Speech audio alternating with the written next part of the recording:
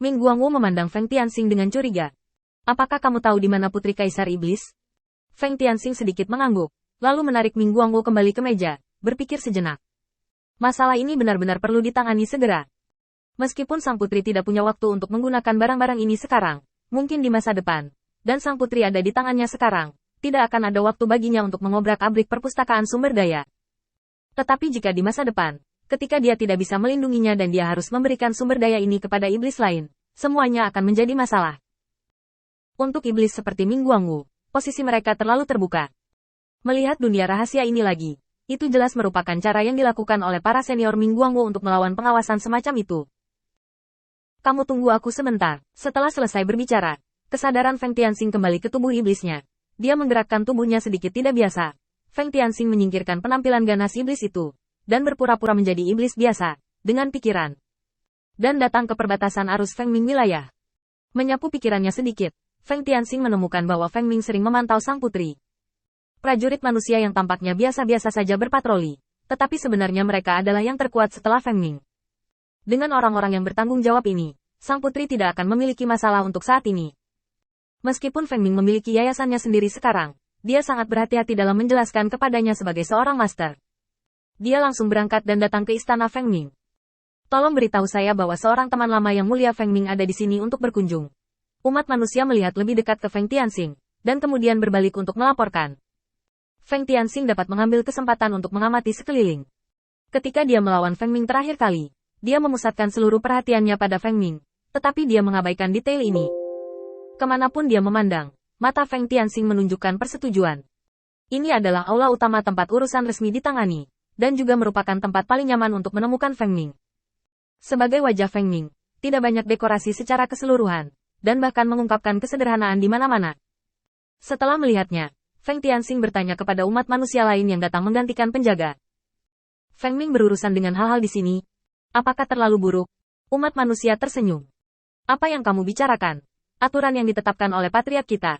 Sebelum kebangkitan penuh umat manusia, siapapun harus mencoba menahan diri untuk tidak bersenang-senang sebanyak mungkin. Semua orang setuju dengan aturan ini, dan menghindari semua yang bisa dihindari. Kamu di sini untuk pertama kalinya. Apakah kamu tertarik membawa sukumu ke sini? Dengan patriark di sini, setan biasa tidak dapat menyentuh kita sama sekali. Beberapa hari yang lalu, patriark mencaplok kota utama lain di dekatnya. Ada banyak ruang angkasa. Feng Tianxing dengan cepat melambaikan tangannya. Tidak, aku sedang belajar di Akademi Feng Tianxing sekarang. Mari kita bicara tentang masa depan. Menemukan alasan untuk berbohong, Feng Tianxing melihat Feng Ming dari kejauhan. Sekilas dari kejauhan, Feng Tianxing langsung mentransmisikan suaranya. Aku datang ke sini untuk memintamu melakukan sesuatu. Bukankah tidak nyaman untuk tampil sebagai iblis? Jadi aku hanya menjalani sebuah proses. Jangan biarkan aku mengecewakan usaha kerasku. Bagaimana Feng Ming bisa begitu peduli saat ini? Invasi iblis terakhir membuatnya merasakan tekanan. Hari-hari ini, dia telah memperkuat penjagaannya dan memperkuat pengawasan internal, dan bahkan membunuh iblis yang dikirim oleh keluarga secara teratur dari jarak terjauh. Klan iblis bahkan tidak melihat kota tempat Feng Ming berada, jadi mereka mati. Di bawah tekanan yang begitu tinggi, Feng Ming tiba-tiba mendengar suara Feng Tianxing, dan kegelisahan samar di hatinya menghilang seketika, dan dia datang ke Feng Tianxing dalam sekejap, dan langsung memeluk Feng Tianxing dengan hangat. Paman, kenapa kamu tidak memberitahuku ketika kamu datang? Ayo pergi ke halaman belakang. Kalian berdua pergi dan beritahu Feng Xuan. Biarkan dia datang untuk mengurus bisnisku sementara. Ngomong-ngomong, bawakan aku beberapa botol anggur. Kemampuan Feng Ming untuk mengatakan omong kosong dengan mata terbuka juga menjadi semakin mahir. Pembukaan ini diserahkan oleh pamannya yang sulit diragukan. Saya khawatir satu-satunya yang bisa melihat adalah Feng Xuan yang telah mengikuti Feng Ming, dan dirinya sendiri sebagai klien. Di bawah undangan hangat Feng Ming, Feng Tianxing mengikutinya ke halaman belakang. Anggur sudah ada di atas meja, dan ada 4 hidangan panas penuh. Tidak mewah, tapi pasti kaya. Perasaan pulang ke rumah.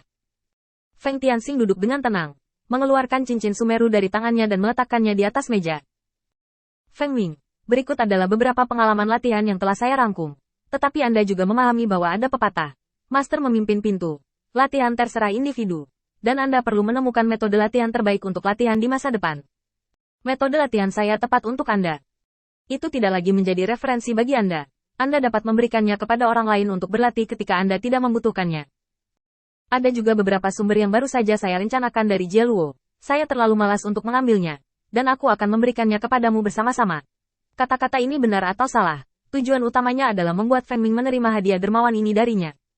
Setiap orang membutuhkan sumber daya. Selama Anda berlatih, Anda tidak dapat melakukannya tanpa sumber daya. Sekarang Feng Ming memiliki begitu banyak bawahan. Jika dia dapat mengambil sumber daya ini, dia telah mengosongkan setengah dari keluarganya. Tapi itu semua sepadan. Feng Ming akan menjadi kartu truf terakhir dan paling tersembunyi di tangannya melawan Jia Luo. Selama dia memainkannya pada waktu yang tepat, itu akan menjadi pengetahuan yang lengkap.